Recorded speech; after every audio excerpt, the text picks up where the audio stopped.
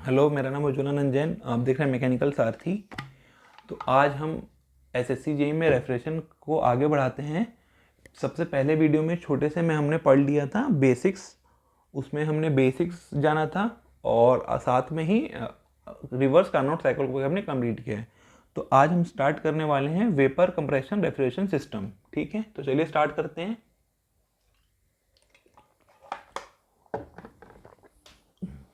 Okay, तो मैं heading डाल देता हूँ VCRS। VCRS इसका फुल फॉर्म है वेपर कंप्रेशन रेफ्रिजरेशन सिस्टम। तो इसके नाम से ये तो क्लियर है कि वेपर कंप्रेस हो रहा होगा। ठीक है, तो यहाँ पे हम यूज करते हैं कंप्रेसर। सबसे पहले इसका मैं सिस्टमेटिक डायग्राम ड्रॉ कर देता हूँ, फिर हम इसका प्रॉपर्टी डायग्राम ड्रॉ कर लेंगे। तो देखिए VCRS की खासियत क्या होती है कि यहाँ पे फेस चेंज इन्वॉल्व होता है। सो इसमें होता क्या है, मैं वो बना देता हूँ पहले सिस्टमेटिक डायग्राम।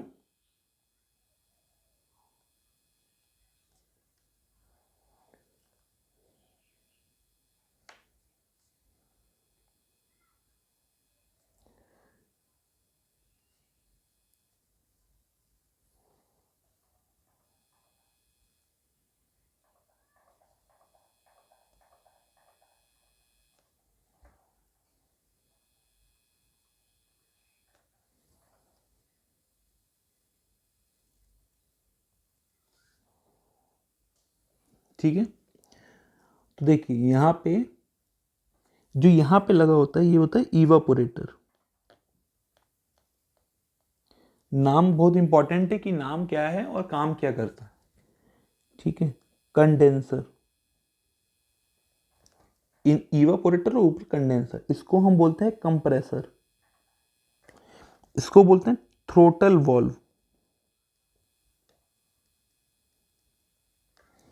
ठीक है, तो ये भी देख लीजिए, ये एंटी क्लॉक है तो वर्क एब्जॉर्बिंग होगा कि वर्क प्रोड्यूसिंग होगा, तो वर्क एब्जॉर्बिंग होगा। ठीक है, ये स्टेट 1 प्रॉपर्टी डायग्राम में ड्रॉ करने के लिए आसान होगा। 2 3 4। सो इसमें प्रोसेस 1 से 2 क्या होगा, प्रोसेस 1 से 2 आइजेंट्रोपिक कंप्रेशन। आइजेंट्रोपिक कंप्रेशन,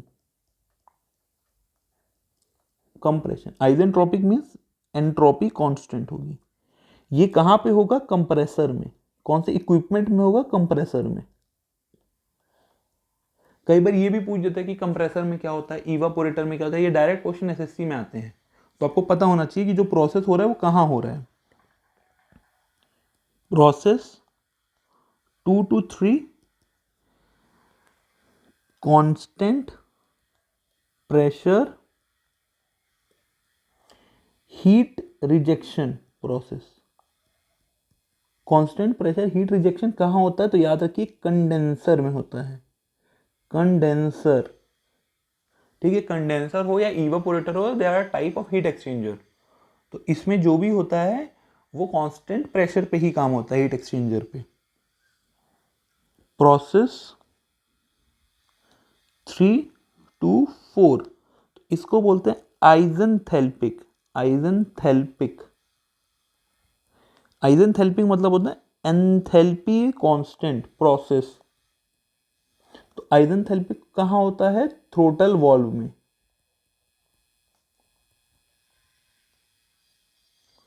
ठीक है, जब हमने रिवर्स्ड कार्नोट साइकिल पढ़ा था तो आपको याद होगा वहां पे जो 3 to 4 प्रोसेस था ना, 3 to 4 मैंने स्ट्रेट लाइन ड्रॉ की थी 3 to 4 टीएस डायग्राम पे।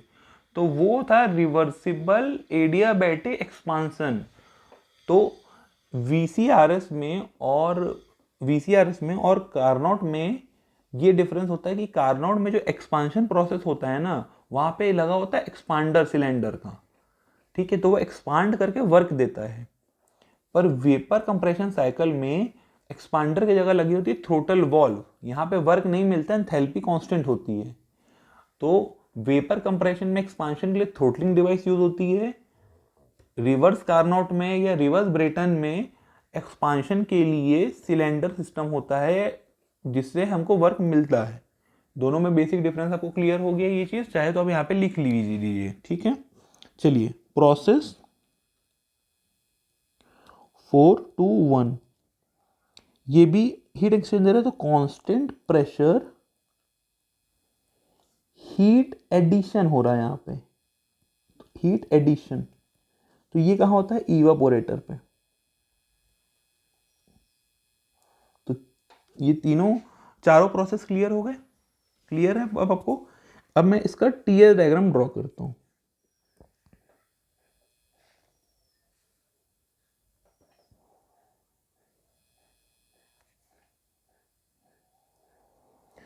ठीक है, मैं इसका ड्रॉ कर रहा हूं टीएस डायग्राम। तो देखिए यहाँ पे होता है फेज चेंज, तो सबसे पहले डोम बनेगा क्योंकि डोम शो करता है फेज चेंज प्रोसेस। सो हम जनरली मानते हैं अगर कुछ नहीं दिया तो कंप्रेशन आपका सैचुरेटेड वेपर से शुरू होगा, ठीक है। तो ये 1 से 2,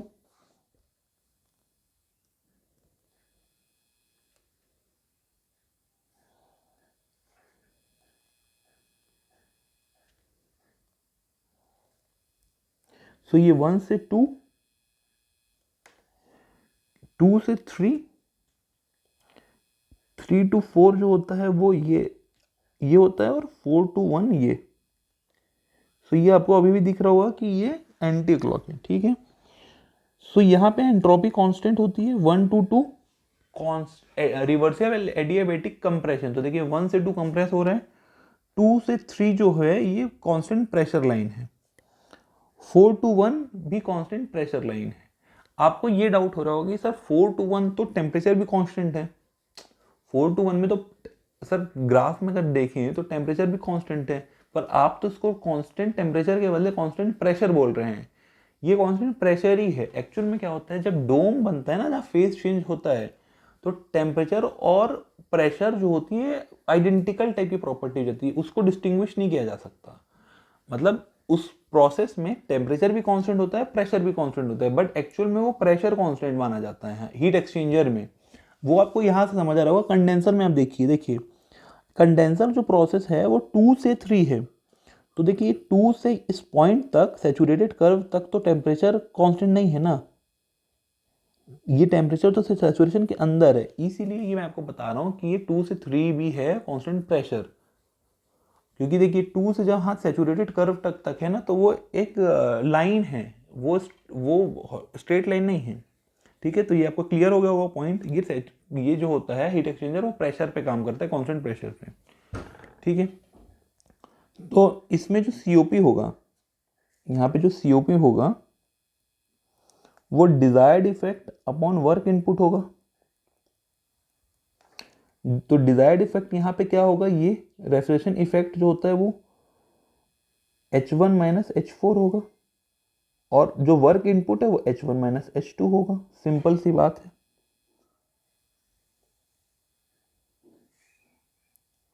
यहाँ पे जो H3 है H4 आर इक्वल, क्यों, क्योंकि 3 to 4 है थ्रॉटलिंग, और थ्रॉटलिंग में होती है एंथैल्पी कांस्टेंट। तो ये आपको याद होना चाहिए, ठीक है, थ्रॉटलिंग प्रोसेस के कारण। तो ये फाइनल हमारा सीओपी निकला, ठीक है। तो देखिए यहाँ पे रेफ्रिजरेशन इफेक्ट अगर आपसे पूछे, रेफ्रिजरेशन इफेक्ट अगर आपसे पूछे, इट इज RE, तो वो होगा H1 माइनस H4।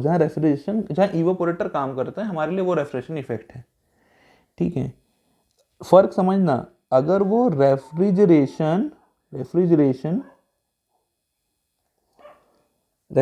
कैपेसिटी बोले, सो वहां पे क्या हो जाता है, RC, तो वहां m डॉट मास मल्टीप्लाई हो जाता है रेफ्रिजरेशन इफेक्ट में ही। सो m dot H1 minus H4 mass flow of refrigeration multiply हो जाता है। अगर बोले कि वर्क इनपुट अगर आपसे पूछे वर्क इनपुट, तो वो होगा H2 माइनस H1, सॉरी यहाँ पे H2 माइनस H1 होगा, H2 माइनस H1 होगा यहाँ पे, ठीक है, H2 माइनस H1। और अगर वो आपसे पावर इनपुट पूछे,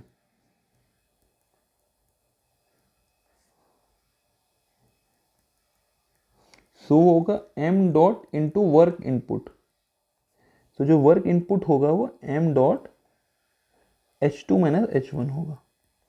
क्लियर? इतना क्लियर हो गया आपको?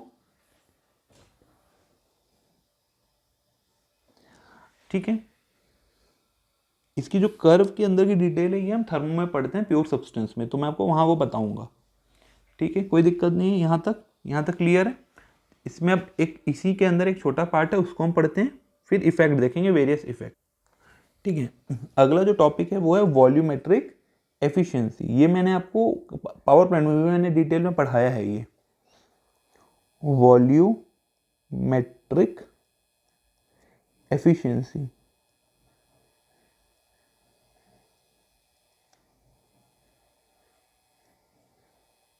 ठीक है, तो इसका जो वो होता है इक्वेशन, उससे पहले मैं लिख देता हूँ, ये होता है कि एक्चुअल वॉल्यूम कहाँ पे, eight entry of compressor, compressor के एंट्री पे, upon swept volume, total swept volume. ठीक है, तो एफिशिएंसी ऑफ वॉल्यूमेट्रिक यहाँ क्या होगी, m dot into V entry upon pi by 4 D square L into N by 60 into K. पहले इसमें देख लेते हैं कि क्या क्या टर्म्स हैं, उसके बाद हम देखेंगे कि ये इक्वेशन कैसा है। तो देखिए, सबसे पहले ये है एंट्री वॉल्यूम। सो ये तो देखिए, मैं यहाँ पे पहले यूनिट लिख लेता हूँ कि क्या क्या थी। तो देखिए, m की होगी kg पर सेकेंड, m डॉट है तो flow rate of mass, kg पर सेकेंड। वॉल्यूम v एंट्री है तो वो स्मॉल है, मतलब स्पेसिफिक वॉल्यूम है, तो मीटर क्यूब पर kg upon pi by 4 D square L होगा। तो ये डी स्क्वायर एल जो होगा मीटर क्यूब, इसकी यूनिट होगी, डी की मीटर तो डी स्क्वायर की मीटर स्क्वायर इंटू लेंथ, तो ये भी मीटर तो मीटर क्यूब हो गया। एंड आरपीएम क्या होता है, रिवॉल्यूशन पर सेकेंड, मीन्स 1/सेकेंड होगा। ये के तो नंबर ऑफ सिलेंडर है, तो इतना ही होगा। तो देखिए, ये इससे कट गया, मीटर क्यूब इससे कट के सेकेंड सेकेंड, तो ये होता है यूनिटलेस। आपको पता होना चाहिए कि किसकी कौन से इक्वेशन में जो है वो हमने कौन सी यूनिट में रखा है, इसलिए मैंने साइड में आपको यूनिट बताया है। जो के होता है ये क्या होता है, नंबर ऑफ सिलेंडर।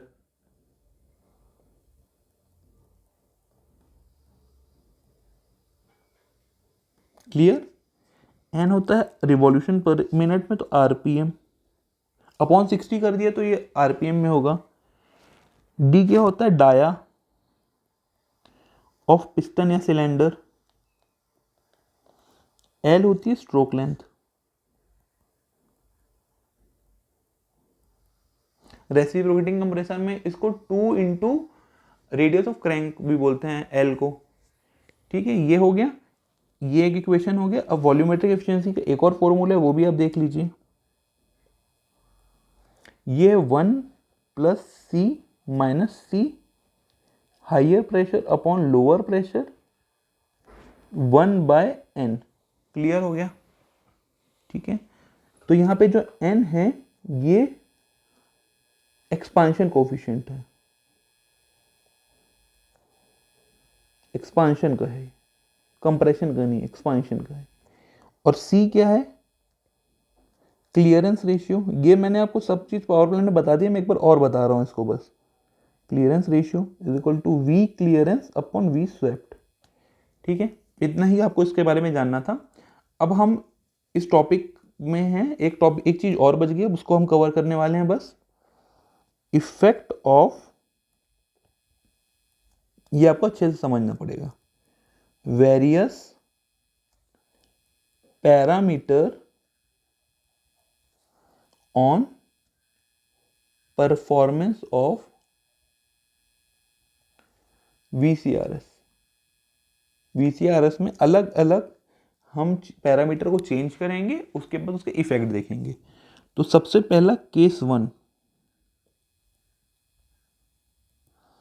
सबसे हम करेंगे डिक्रीज करेंगे, decrease in evaporator pressure. Evaporator pressure का, इवापोरेटर प्रेशर को हम डिक्रीज करेंगे। क्लियर हो गया? इवापोरेटर प्रेशर को डिक्रीज करेंगे। तो चलिए पहले कर्व में हम समझते हैं कि क्या होने वाला है।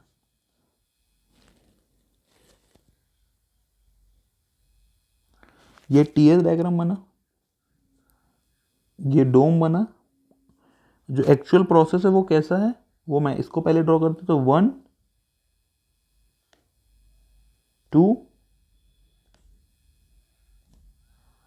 3 4,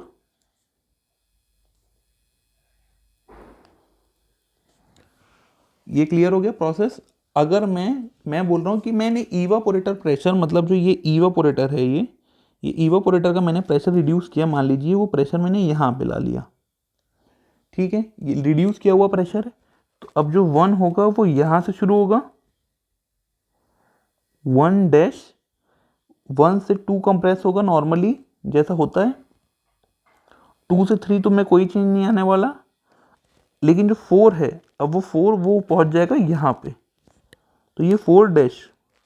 तो अब आप खुद बताइए, 4 to 1, ये 4 to 1 और 1 डैश और 4 डैश में जो है कम हो रहा है, 1 डैश 4 डैश के बीच का जो गैप है वो कम हो रहा है। सो इससे कंक्लूजन क्या हुआ, रेफ्रिजरेशन इफेक्ट जो हुआ वो कम हुआ, वर्क इनपुट बढ़ रहा है। कैसे? देखिए पहले ये 1 से 2 हो रहा था, अब कहाँ से होगा, 1 डैश से 2 के बीच, तो वर्क इनपुट बढ़ गया। तो COP क्या होता है, refrigeration effect upon work input. तो यहाँ क्या हो रहा है, रेफ्रिजरेशन इफेक्ट भी घट रहा है, वर्क इनपुट भी बढ़ रहा है, तो COP will decrease, COP decrease होगा। वॉल्यूमेट्रिक एफिशिएंसी क्या होगा, वॉल्यूमेट्रिक एफिशिएंसी यहाँ कम होगा। क्यों? क्योंकि पी इवापोरेटर जो है वो डिक्रीज हो रहा है। तो जब आप इस इक्वेशन में देखेंगे ना, ये वाले इक्वेशन पे, तो पी लोअर क्या होगा, डिक्रीज होगा। तो ये जो पूरा टर्म है, ये पूरा टर्म है, ये पूरा टर्म बढ़ जाएगा। तो ये बढ़ जाएगा तो ये नेगेटिव साइन है। तो कोई भी चीज अगर नेगेटिव साइन का वैल्यू बढ़ता जा रहा है तो ओवरऑल जो वॉल्यूमेट्रिक एफिशिएंसी होगी वो तो डिक्रीज हो जाएगी ना। तो इसके लिए ये होगा, ठीक है, क्लियर। तो वॉल्यूमेट्रिक एफिशिएंसी कम हो जाएगी। अब केस 2 देख लेते हैं।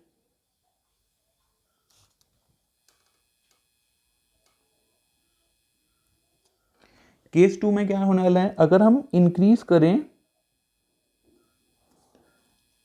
कंडेंसर प्रेशर को, कंडेंसर प्रेशर को अगर मैं बढ़ा रहा हूं तो क्या होगा वो एक बार देख लेते हैं।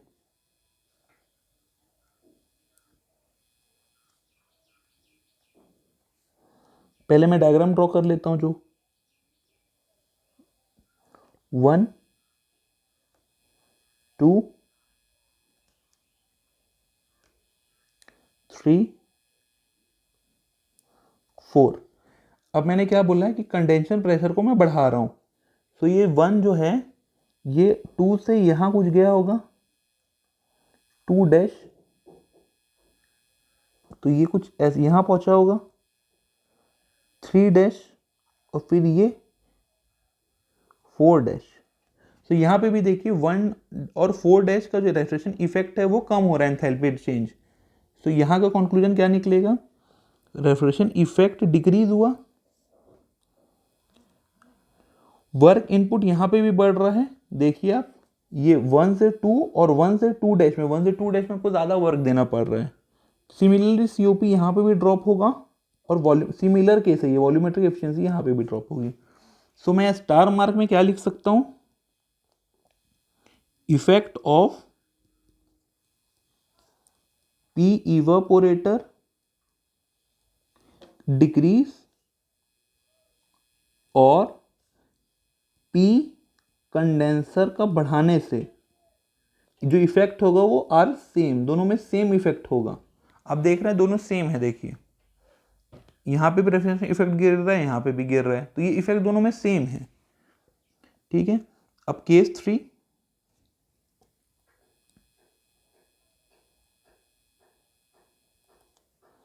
यहां होता है सुपर हीटिंग।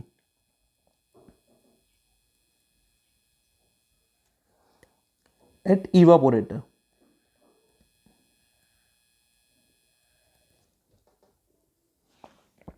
इवापोरेटर में सुपर हीटिंग। तो एक बार देख लेते हैं क्या होने वाला है यहाँ पे।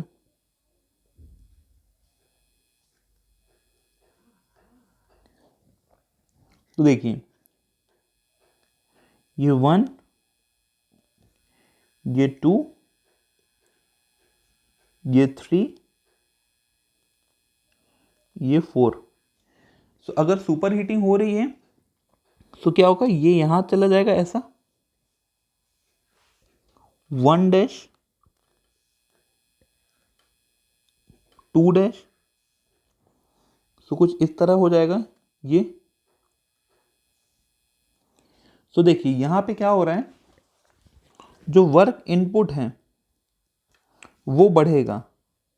ठीक है, रेफ्रिजरेशन इफेक्ट भी बढ़ रहा है।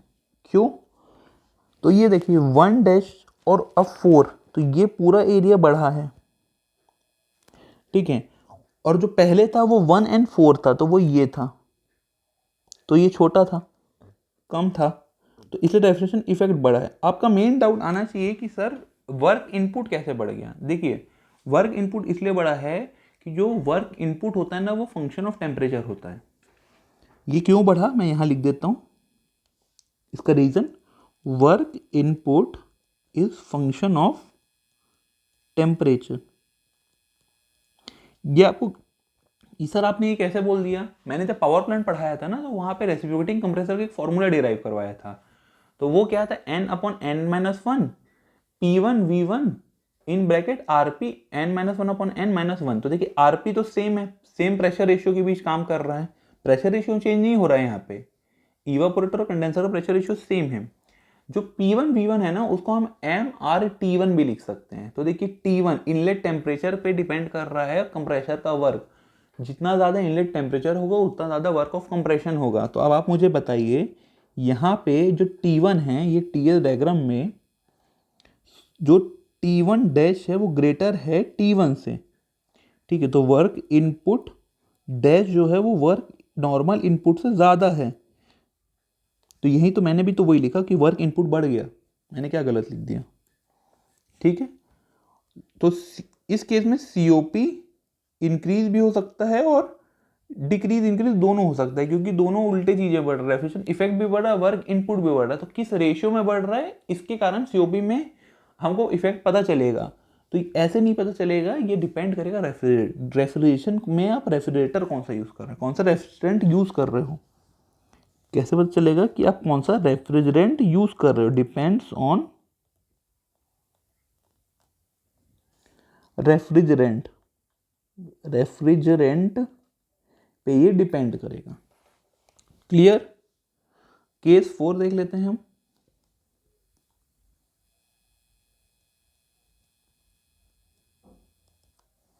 ये है सब कूलिंग।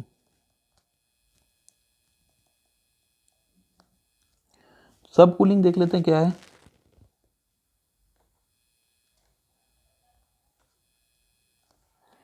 TS 1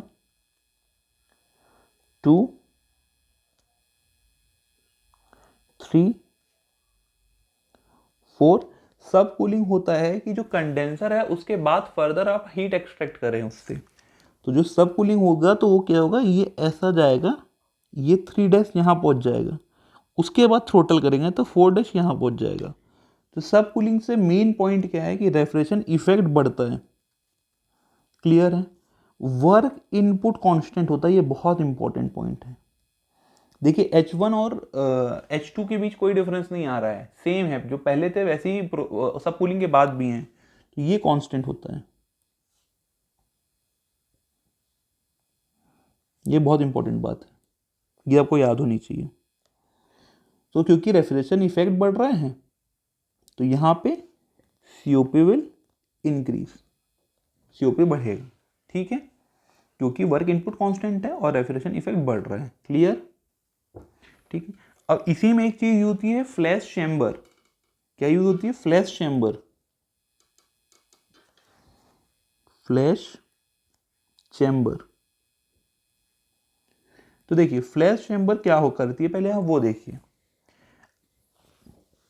ये इवापोरेटर है,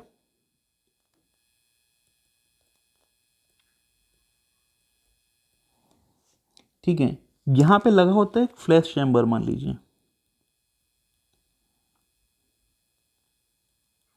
ये रेफ्रिजरेशन आया, ठीक है, रेफ्रिजरेंट आया, मान लीजिए इस रेफ्रिजरेंट के पास कुछ वेपर होगा, कुछ लिक्विड होगा, क्योंकि ये तो डोम के अंदर है ना, तो दोनों हो सकता है। सो ये रेफ्रिजरेंट को जो इवापोरेटर पे ये भेजता है, ये भेजता है लिक्विड बस, और यहाँ पे ये वापस वेपर निकल जाता है। रेफ्रिजरेशन में हीट एब्जॉर्ब होता है ना, तो लिक्विड टू वेपर कन्वर्ट होता है। तो फ्लैश चैम्बर इतना शाना आदमी है कि वो क्या करता है कि जो वेपर और लिक्विड है वेट रेफ्रिजरेंट में, उसमें से सिर्फ लिक्विड को इकट्ठा करके इवापोरेटर तरफ भेज देता है और वेपर को अलग से बाद में निकाल लेता है। क्योंकि उसने सिर्फ लिक्विड को भेजा, आपको पता होगा कि वॉल्यूम जो होता है, स्पेसिफिक वॉल्यूम, वो वेपर का बहुत ज़्यादा होता है कंपेयर टू लिक्विड। तो अब उसने जो वेपर को है वो इवापोरेटर में भेजा ही नहीं, तो साइज ऑफ इवापोरेटर अब कम लगेगा ना। पहले जो इवापोरेटर था उसको वेपर को भी हैंडल करना था, जिसका कोई काम नहीं है, क्योंकि वेपर तो पहले से वेपर हो गया है ना, अब वो हीट एब्जॉर्ब नहीं करेगा लेटेंट हीट, क्योंकि वो पहले से कन्वर्ट हो गया है। डोम के अंदर जो लेटेंट हीट एब्जॉर्ब करेगा वो लिक्विड एब्जॉर्ब करेगा, क्योंकि लिक्विड को अपना फेस चेंज वेपर में करना है, वेपर तो पहले ही वेपर बन चुका है, वो फर्दर हीट एब्जॉर्ब नहीं करेगा, बचे हुए जो लिक्विड है उनको ही हीट एब्जॉर्ब करनी थी। इसलिए इसने दिमाग लाया कि वेपर तो हीट एब्जॉर्ब करेगा नहीं इवापोरेटर पे, तो वेपर को अलग भेजो, रेफ्रिजरेंट की लिक्विड वाले को भेजो इवापोरेटर पे, ताकि साइज ऑफ इवापोरेटर कम हो जाए। इसका मेन पर्पस है साइज ऑफ इवापोरेटर को कम करना। यहाँ पे भी जो वेपर है, यहाँ पे भी मास ऑफ वेपर अलग। तो इसका मेन काम क्या है फिर? फ्लैश चैम्बर का मेन वर्क ये डिक्रीज करता है साइज ऑफ इवापोरेटर। सेकंड, ये सिर्फ इवापोरेटर का साइज करता है कम, इसका सीओपी पे कोई इंपैक्ट नहीं होता, नो इंपैक्ट ऑन सीओपी। इसका लोकेशन कहाँ होता है? जैसे कि मैं डायग्राम में भी बता दिया, वो तो आपको एट एंट्री ऑफ इवापोरेटर दिख ही रहा हो, तो इवापोरेटर का पहले ही लगा होगा ना, बाद में लगेगा तो क्या ही मतलब है, इवापोरेटर। क्लियर। अब एक लास्ट टॉपिक बचा है, उसको हम देख लेते हैं, that is cascade refrigeration system. कुछ नहीं होता, यहाँ मल्टीपल कंप्रेशन होकर रेफ्रिजरेशन इफेक्ट मिलता है। कैसे देखते हैं वो एक बार, cascade refrigeration system.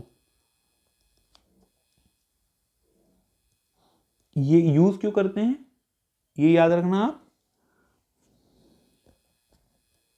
To get very low temperature, इससे रिड्यूस कर देता है कंप्रेशन वर्क, क्योंकि स्टेज में कंप्रेशन वर्क होता है, जो वर्क है वो स्टेज में होता है। सो मैं डायग्राम यहाँ ड्रॉ कर देता हूँ पहले, फिर एक फॉर्मूला लिख लेंगे।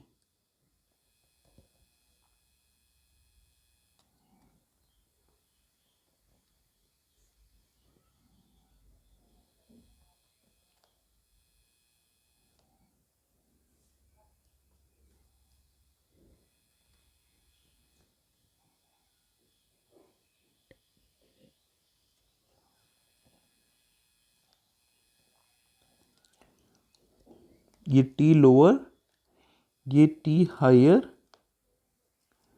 ये Q लोअर, यहाँ Q हायर और ये Q, ठीक है। सो ये ऐसा साइकिल, ये ऐसा साइकिल, तो यहाँ पे जो वर्क दे रहे हैं, वर्क इनपुट फर्स्ट, यहाँ पे जो वर्क दे रहे हैं वो वर्क इनपुट सेकंड। तो देखिए इसका कैस्केड का COP क्या होगा, COP ऑफ कैस्केड, तो वो क्या होगा, desired effect upon work input. So जो डिजायर्ड इफेक्ट होगा वो क्या होगा, Q लोअर होगा ना, वो तो Q लोअर, और वर्क इनपुट क्या होगा, वर्क इनपुट फर्स्ट में प्लस वर्क इनपुट सेकंड, ठीक है। अगर मैं इसको 1 मानूं,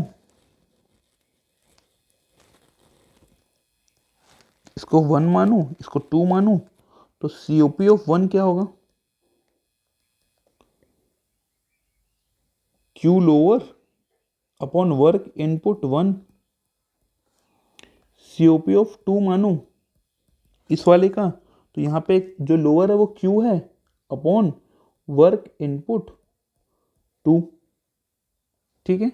या इसको इन बिटवीन मान लेता हूँ, इन बिटवीन, ठीक है।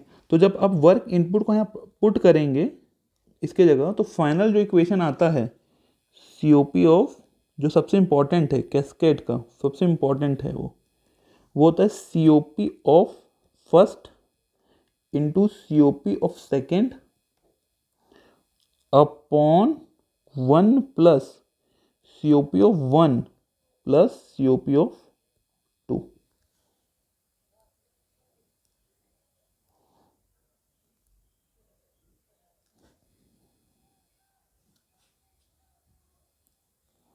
ये सबसे इंपॉर्टेंट फॉर्मूला है।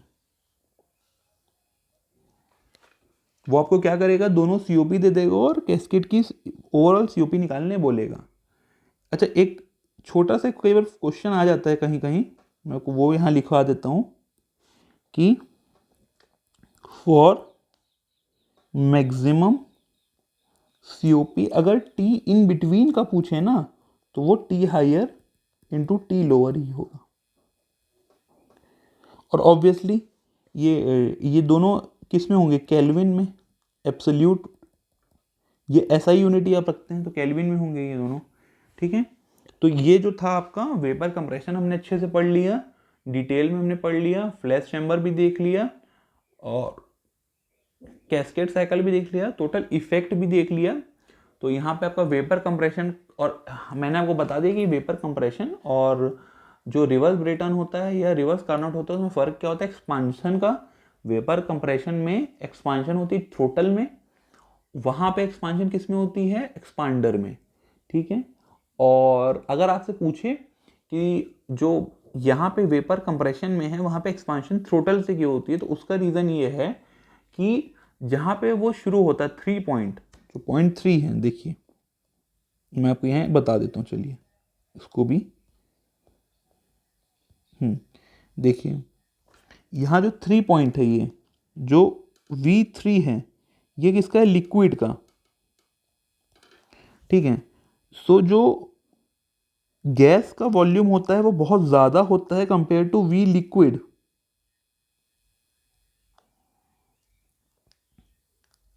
V लिक्विड के कंपेयर में गैस का वॉल्यूम, स्पेसिफिक वॉल्यूम बहुत ज़्यादा होता है, तो जो वर्क होता है यहाँ पे वो VdP होता है। सो क्योंकि इसका वॉल्यूम नेग्लिजिबल है तो V3 is negligible.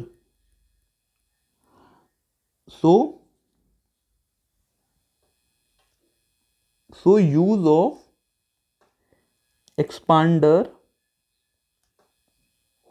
is not cost effective. हम एक्सपांडर क्यों यूज नहीं करते, जो V3 है वो वॉल्यूम है लिक्विड का, लिक्विड का वॉल्यूम बहुत कम होता है, तो जो वर्क आउटपुट एक्सपांडर से VdP से आपको मिलेगा ना वो बहुत नेग्लिजिबल मिलेगा, तो उसके कारण हम एक्सपांडर महंगा आता है तो कॉस्ट इफेक्टिव नहीं होगा, ठीक है। इसलिए हम एक्सपांडर की जगह थ्रोटल यूज करते हैं। वर्क मिलेगा आपको, ऐसा नहीं है कि अगर आप थ्रोटल की जगह एक्सपांडर यूज करेंगे तो वर्क नहीं मिलेगा, बट वो बहुत कम नेग्लिजिबल मिलेगा। उसको कपल अपल अगर आप करेंगे कंप्रेसर में तो वो तो पूरा लॉस्ट हो जाएगा, तो इसके कारण वो कॉस्ट इफेक्टिव नहीं होगा। इसलिए हम डायरेक्ट थ्रोटल वॉल्व यूज़ कर देते हैं, दैट इज आइजेंथेल्पिक प्रोसेस। ठीक है, क्लियर है? तो इस टॉपिक को यहीं ख़त्म करते हैं, मिलते हैं नेक्स्ट वीडियो में, तब तक आप अच्छे से पढ़ाई करिए।